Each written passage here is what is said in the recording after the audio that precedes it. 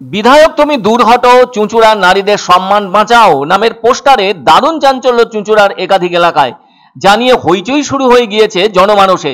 নারীদের সম্মান বাঁচানো নিয়ে প্রত্যেকের মনে প্রশ্ন দানা বেঁধেছে। তবে কে বা কারা ওই পোস্টার লাগিয়েছে সেটা কোনোভাবেই কেউ জানতে পারেনি। আর কোন বিধায়ককে উদ্দেশ্য করে ওই পোস্টার সাঁটানো হয়েছে সেটাও পরিষ্কার নয়। ওদিকে সম্প্রতি চুঁচুড়া পুরসভার এক মহিলা কর্মীর একটি ভিডিও ভাইরাল হয়েছে বলে জানা গেছে। ওই ভাইরাল ভিডিওতে এক বিধায়কের বিরুদ্ধে সোচ্চার হতে শোনা গেছে ওই মহিলা কর্মীকে। আবার অভিযোগকারিনীকে বলতে শোনা গেছে ওর মুখের ভাষা খুবই খারাপ, মহিলাদের বাজে বাজে কথা বলে থাকেন, আবার ভিডিও কল ও মেসেজ করেন বলেও অভিযোগ। উনি এখন ধিক্কার মিছিল করছেন শহরে।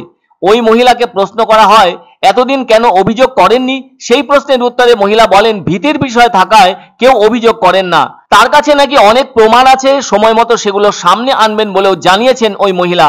ভিডিওতে ওই মহিলা দাবি করেন 2016 সাল থেকে ওই বিধায়কের বাড়িতে কাজ করেছেন তিনি।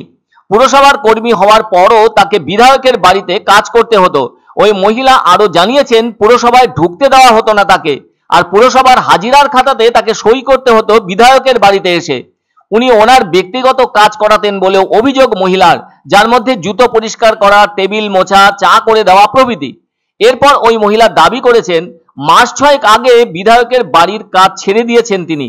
তার অভিযোগ তিনি যখন ওই বিধায়কের কুপ্রস্তাবে রাজি হননি তখন চোর বদনাম দিয়ে তাকে তার বাড়ি থেকে তাড়িয়ে দেওয়া হয়েছে। এদিকে ওই ভিডিও ভাইরাল হতেই সেটি সমাজ মাধ্যমে পাল্টা পোস্ট করে লম্বা সুর চড়ালেন প্রাক্তন বিজেপি সাংসদ লকেট চট্টোপাধ্যায় ও বিজেপি নেতা সজল ঘোষ। ওই মহিলা এত সব কথা বললেও কোথাও তিনি ওই বিধায়কের নাম একবারের জন্য উল্লেখ করেননি।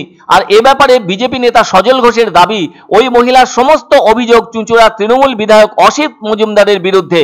আবার এ প্রসঙ্গে প্রাক্তন সাংসদ লকেট চট্টোপাধ্যায় তার এক্স হ্যান্ডেলে লেখেন এমন আর কত মহিলার সঙ্গে আপনি সেফসাইড করতেন বিধায়ক বাবু, আবার সেই আপনি নারী নির্যাতনের বিরুদ্ধে, যা হাস্যকর বটে।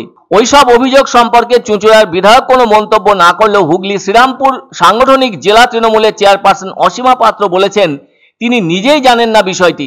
যারা অভিযোগ করছেন তাদের সঙ্গে তিনি কথা বলবেন এবং কি অভিযোগ আছে সবই শুনবেন। এমনটা জানতে পেরে অনেকেই বলছেন এ কেমন অবস্থা শুরু হয়েছে চারদিকে।